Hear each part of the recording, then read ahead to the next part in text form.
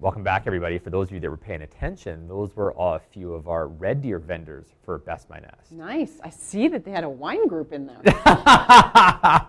Audra's like, I can't name a single other one except that wine Yeah, store looks I saw awesome. that. So obviously, Best My Nest is growing. It continues to grow. We're going to be across Alberta in no time. But you know, I just big shout out to our Red Deer crew. Yeah, for pulling all those vendors in. That's fantastic. Absolutely, Yeah. absolutely. So this is something that don't forget to get your clients signed up for. All right, let's talk a little bit about this new guide to supplementary clauses. So let me give you a quick background on this, just really quick. Area used to have a guide for supplementary clauses they sent out, and this thing was like 60 pages long, and it had 7 pages on residential, and the rest was on commercial and rural and agriculture. And they have now, since they updated the new purchase contracts, that old one was totally outdated. Okay. So this guide is available on the virtual office when you click on the form section. It's also included right at the top. You'll see it. You can download it. It's also available in the What You Need to Know section, and it's also going to come out in the email that we send after this. This is a fantastic tool. Oh my goodness. As a new agent, particularly, I can't tell you how many calls we get on the Quick Connect, which is fine, totally, that's great. But questions to the manager saying, how do I write up this clause? How do I deal with this backup offer? I need a cleaning. Someone's going to clean the house. I need a repair. It How is do I write right here with the wording that you need. Yeah, it's fantastic tool. It's fantastic. About 25 pages long. So we're going to read it to you guys. Just the whole kidding. thing. We're going to show you some of the notable clauses, explain what they are, and go through this. And now, there's so much here. We tried to splice it together to show it on the screen here. So if we're kind of going back and forth a little bit, that's it. This is in order of the way they appear, but we have chosen to deliberately exclude a bunch of them just to show you some of the ones that are used most commonly. Right. So, but take some time to go through this quickly. I mean, if you can't sleep at night, this is a perfect thing to read. But take some time to just breeze through it quickly, because these are really great things to be able to have at your disposal. You have to know what's in there. Yeah. And once you know what's in there, then you can use it in your well, it's another tool in your arsenal. Yeah. And you just won't need to go to your manager. I mean, it's nice that we're available for you guys, but it's a lot quicker if you already know the answer. Right, and it really shows that you know your stuff when you're sitting with a client and you go, oh yeah, that clause, I've got that. And you'll notice themes. I know how to deal with that problem. Exactly, and you'll notice themes of the wording that if you need to customize it ever so slightly to your particular situation, so again, these are all generic, then you can actually reword your current clauses and kind of follow that same vernacular. Yeah. So, okay, so showing up, this is what the cover of it looks like, our very first slide. Guided supplementary clauses. And before we get into the first one, I just want to say that there's a clause in the contract that says written or a clause that have been written in supersede the pre-written clauses. So just if you have something that's a conflict, you've written into additional terms or conditions, anything that's written in after the fact supersedes the existing clauses, so it overrides it. Okay, so I'm not a vocabulary expert. Okay. What does supersede mean? Okay, so it means that the stuff that's in writing counts and the other stuff no longer counts. Okay. So you don't need to scratch everything out. If your clause contradicts it, it will take the written clause in as the new clause and overriding the other clause. Okay. So there you go. Cool. All right, so let's talk about the first one, backup offers. Kick us off. Okay, so this is probably the number one. Huge. Yeah, so this is used for when a seller is bound by another offer. So for use in situations where the seller is currently bound to a purchase contract and has been presented with another that they would like to accept. So you would insert this condition in 8.3, and it would be as follows. Perfect. Right? Yep, go ahead. This contract is subject to the seller obtaining a written release from all obligations under a previously accepted purchase contract number, and you would get that number from the realtor, before blank AM or PM on blank day, the condition day. Exactly. So you're not going to necessarily ask them, like you let them put the, you can ask them what date they'd like. You don't need to know the condition dates on their offer. Get the contract number and then go through and write this up. But the big thing here is that people don't know how to write this up. They're like, how should I do this? It's a seller's condition. Right. So the seller has to be in control about how they are going to deal with this. Right. And this has come up quite a bit lately, particularly in that $400,000 range. You got it. Well, Yeah. there's multiple offers. Yeah. You're accepting yours as a backup. Yeah. All right, let's talk about another one. So permits. Permits required but were not obtained, seller disclosure. The purchase contract requires the seller to disclose known lack of permits for any development on the property. The following clause provides this disclosure. The seller discloses that The blank, basement development, whatever you want Right. to put in here. on the property was completed without the required permits. It's a disclosure, and it just puts it out there, and it's full communication. Absolutely. And maybe there's the next one down here is saying that, and just a quick note on your view screen. If this is too small for you guys to view, in the bottom right-hand corner of your window, you guys can go full screen with this. That Right. might be a little bit better in terms of reading these. We've tried to make it as big as we can here. But so determining the availability of permits, your buyer might say, you know what, I need a little bit of time to see if there were permits pulled Right. on this and stuff. So give us a little bit of time on that. Okay. So that's this good. contract is subject to the buyer determining what required permits for blank development on the property, so basement development, whatever. Could be a sunroom, whatever. Yes. And you can describe or attach the plans as an addendum, and it's available for the condition day. Perfect. And further to permits on the next page, we are talking about the seller is going out to obtain permits. So the contract is subject to the seller at the seller's expense to obtain these components that are required. However, Yeah, now be very careful with this one because you want to make sure that you're giving enough time to the seller to get this done. Yeah. So don't give them a 48-hour window because it takes longer than that. I mean, if you've ever dealt with the City of Calgary or Yep. one of the other municipal offices in the area, it takes time. this could be a long, long, Yeah. long condition date, and you might want to put in some contingency as a result of that, and you might want to get in touch with a lawyer too if you need to, or Yeah. your manager to help you walk through that one. This is a common one. Yes. Professional cleaning. Let's talk about the next one. Take us through this. So professional cleaning, you know what? I just want to Yes. pre-talk about this one. Be Please. very careful with this one because, in my opinion, you do not want to insult the seller. Right. So this might be one that you're using when there's tenants sitting in a property. If it's a seller-occupied place, just be careful how you use this condition, okay? Totally. So we're talking about professional cleaning needed. If there's a tenant in, possibly you'd want to use this. The seller, at the seller's expense, will have, and now detail what needs to be cleaned, professionally cleaned before blank, blank, blank. The cost of the cleaning shall not exceed. Yep. And the cleaning will be done by, options include professional cleaner, the seller or the buyer's choice, and a named cleaning company. Again, be careful on that too. Just use your best judgment and maybe discuss this with the other side, their realtor. And the seller will provide the buyer with a copy of the receipt. The seller and buyer agree that the receipt is evidence of a completion of this term. The buyer will instruct the buyer's lawyer to hold back a blank amount of money. So you need to insert a specified amount of money there from the payment of the purchase price until the receipt is provided. If the receipt is not provided by the agreed date, the holdback funds will be paid to the buyer. So this one here, you would want it in a additional buyer's. Sorry, this is a term. So 9.2 additional terms. Right. You'd be writing that in with the holdback.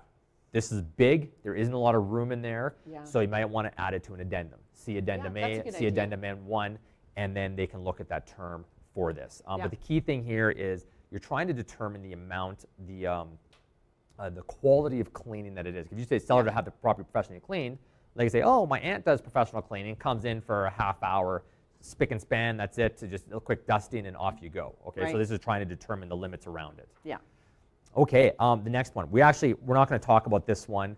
The gist of this, just really quickly, is if there's specific things that you'd like to have inspected, here's some wording for them. Asbestos, you need a specific inspector to come in, a special inspector that's out of the norm to come in. So we can skip this slide.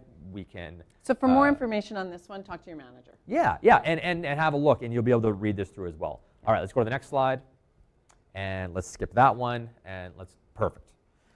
Repairs. Okay, so to allow space to specify details of needed work, use of the addendum form is recommended. The following details will help to provide clarity in the work to be done. The seller, at the seller's expense, will repair. Now detail, this is important, detail what needs to be done. This is just good communication before blank date. The repairs will be done by a professional contractor of the seller or the buyer's choice. You might even want to name the contractor, with materials and quality of workmanship equal to or better than the surrounding construction, and the seller will provide the buyer with a copy of the receipt. The seller and buyer agree that the receipt is evidence of completion of this term. Let me just add to this, and there's another page on this too, but just really quickly here, people put subject to the buyer's satisfaction. From the seller's perspective, you do not want that in there, because you do not want the buyer to walk in and say, oh, I would have done this, I would have put this over that, or I would have done this. Oh gosh, you are setting yourself up for a world of hurt. The receipt is evidence that this has been completed by a professional, okay? And that's it. Whether it was, exactly how you would have done it, your uncle who's a finishing carpenter would have put that extra beading of caulking in or something like that, it doesn't matter. You can go back and forth on this. Professional, it's been met. Let's go on to the next slide here, which is further to the repairs, and it talks about the holdback. And then it says, if a receipt is not provided by the agreed upon date, the holdback funds will be paid to the buyer. Right. It's who's going to do what, who's going to pay for it, when is that, what happens if they don't, the holdback, and when is that holdback due is so important. I've seen people say, this is subject to a $5,000 holdback, and they give no release date or anything. Right. And one of our realtors was dealing for 6 months, because the other guy was just like, I'll get my guy around to do it. No. You need to make sure this gets handled. And remember, when you're using these clauses, the idea behind it is you're trying to mitigate unknown things that are going to come up at possession or a few days before possession. Totally. All right. Yep. Cough it out. It's okay. Sorry. Excuse me, guys. It's live TV. We can cough and sneeze. All right. Walkthroughs. So this is obviously something that comes up very regularly. Gosh, and I don't know what year it was that this just stopped being normal. But we used to always just say, yeah, can I get there like, the night before and do a walkthrough? Yeah, no problem, Linz, it's all good. And now it's just, no. Yeah. You have to write it in. We're not letting you back in. So you dealt with this recently. Right. So I had a call from one of my agents. I guess it's one of our agents. And he did a 24-hour walkthrough yesterday. Possession is today at noon.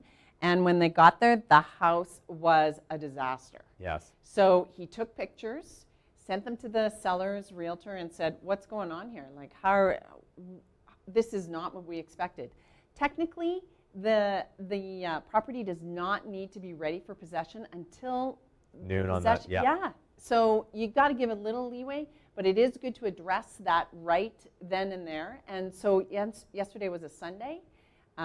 We advised the realtor to advise his client first thing this morning, contact their lawyer so that they can withhold funds or deal with it at that point. But at that point, it is in the lawyer's hands. They've got to look after it. But a final walkthrough, sometimes called a pre-closing viewing, 24 hours prior to possession or whatever you decide you're going to write that in as, can serve as a check of the condition of the property, and which is exactly what this agent did.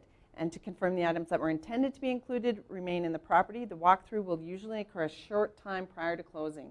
And you want to remember that because the seller does have that time. You're trying to check it. Is the property in substantially the same condition as it was when you viewed it? Right. Or when your offer was written, accepted. Right. So option one, the term to write in here, the buyer will have the right to do a walkthrough pre-closing viewing of the property prior to completion day to a maximum of. So this is where I want to get in and do measurements. My clients want to come in, and I always write that in because we want to get in and does the furniture fit? Do we need blinds? What color were the walls? I forget that. Yeah. To think that the second they viewed the property is the last time they'll see the property is not good. So this is option one. And then option two goes through and says this is a specific date and time if required to do a very specific walkthrough. Maybe that's 24 hours beforehand. When would you recommend doing the walkthrough? Definitely 24 hours. You need to give the seller time. Really, the seller has until noon that day of possession day to have that property prepared. If you walk through 48 hours or 72 hours prior, I mean, look, if it was me, I work on the last minute thing. So I'm probably bringing the cleaner in the morning of. Totally. So just, you've got to give a little bit of leeway there. Perfect. All right. So next one, financial obligations may exceed sale price. Yeah. Where the sale price appears to be insufficient to cover the seller's financial encumbrances and real estate fees, this happens, and we're seeing this more right now, the seller can be protected by the use of this particular condition. This contract is subject to the seller verifying the seller's ability to proceed with the sale of the property before blank on the condition day. So you're basically setting this up so that the seller confirms with the buyer that they've got enough funds to cover all of those obligations. The mortgage, live TV. The mortgage funds. Yeah, the mortgage funds. And the realtor fees. Yeah, and payment penalties. So one of the things that's important here is this is protecting the sellers because, and the buyers too. I mean, no one wants to just find out in the last minute they can't close. Yeah. But then the buyer can sue the seller for non-performance. We don't want to get into that. No, kind of thing. exactly. So protect yourself right from the beginning. Now, here's one note on here on this slide that says real estate brokerages should protect their fee agreement by registering a caveat on the title. Well, that's all fine and good, but you can't take blood from a stone. So, exactly. Yeah. Yeah, so just make sure, this should be handled well in advance, but if you list it and you're in the process and an offer comes in tomorrow, here's something you can use to protect yourself. Just really quick here, something that I've been a little bit neglectful on, is you need to know the difference between terms and conditions. Yeah. So that walkthrough one that we're talking about, that's a term, 9.2. Anytime it says this contract is subject to, that's a condition. That's a key that tells you it's a condition. Exactly, exactly. It helps out. It's like, is this going to crater the deal? If the seller doesn't give you access to a walkthrough, it actually doesn't crater the deal. Just like repairs or cleaning, it doesn't crater the deal, but you can assess damages if need be. I don't think we need to read the next one here, the floodplain. This is good to note that this is available for you. You've got this information and you can use it for properties that you might suspect are in that floodplain. Krebs Maps has an incredible floodplain mapping service. Take a look at that and make sure that you see that and then add in the appropriate conditions and disclosures as the case may be. All right, so buyer's agent's fees. So we had a lengthy discussion this morning about this. One of the things that's interesting here is that when you are either let's say it's comp-free and they're offering a penny, or someone, let's say it's a $400,000 place, you have a buyer representation agreement for 3.5, 1.5, and you're supposed to get paid $8,000, and they're offering $5,000 flat. This is really great because some realtors say that you can't write it inside the purchase contract, the term. You actually can, and here's proof.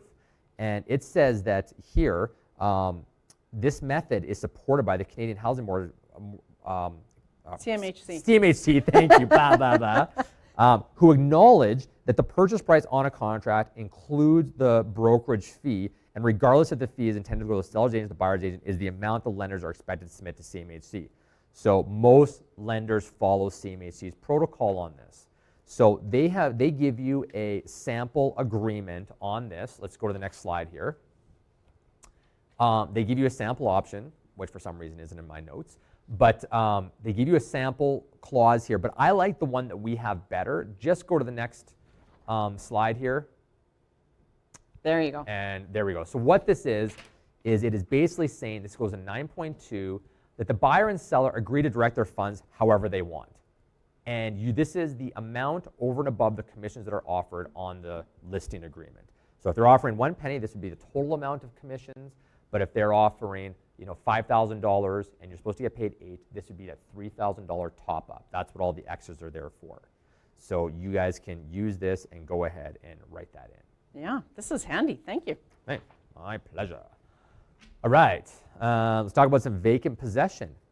So when we're talking about vacant possession, this would come in really handy, particularly if you're buying a revenue property and you are wanting the tenants to be gone. Maybe you're not happy with those tenants. Maybe you're not happy with the terms of the lease that that tenant has. Right. Okay.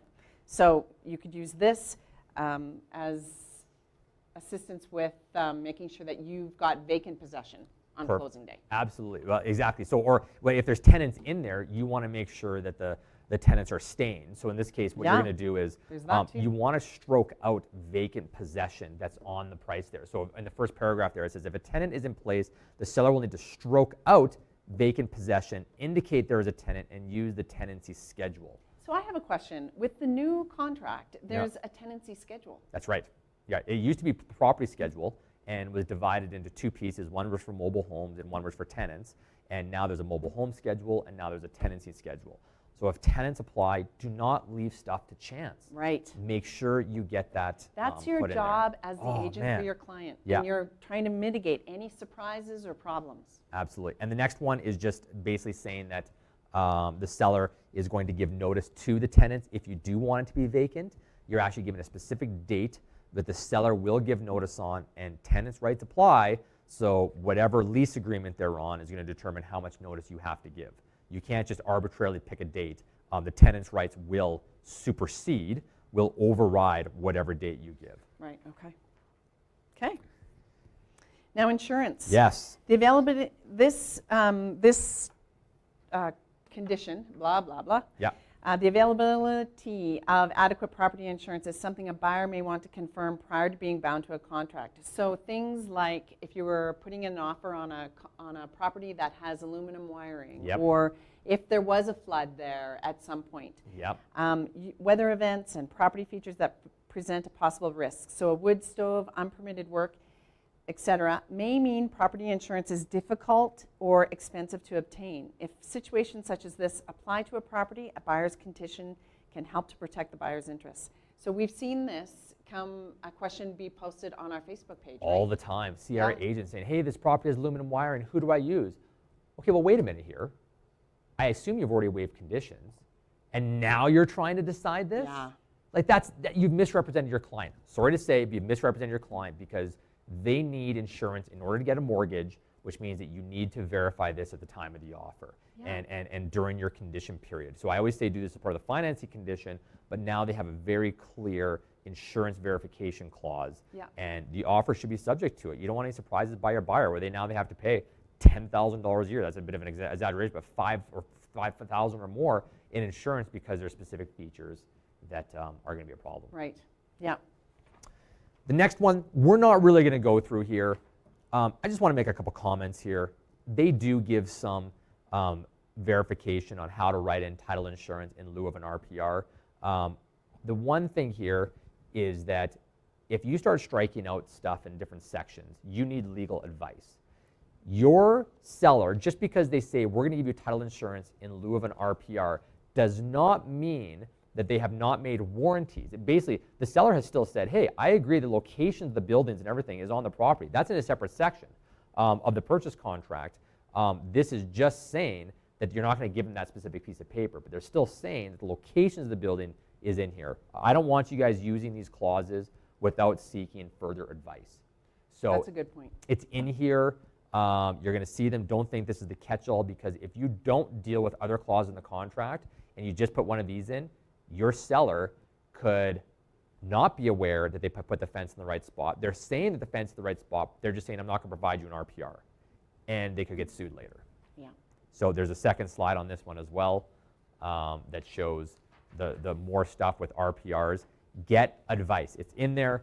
Get advice from us on that, please. Cool.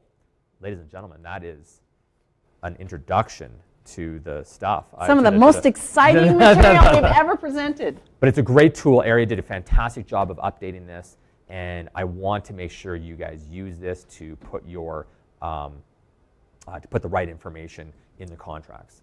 Great for a Monday morning. Awesome. Audra, I want to thank you for coming on and joining us and taking over Kirsten. You did a fantastic job. Didn't Audra do a good job? Give Audra a virtual round of applause. Thanks, guys. Yay. So, cool. Well, we will be back next week with some gift-giving tips and such. And nice. We are going to For your manager. For your manager. Yeah. Exactly. All exactly. Right. And we're going to take you out with a bit of a fun video from Apple. All right. We'll talk to you soon. Have a great week.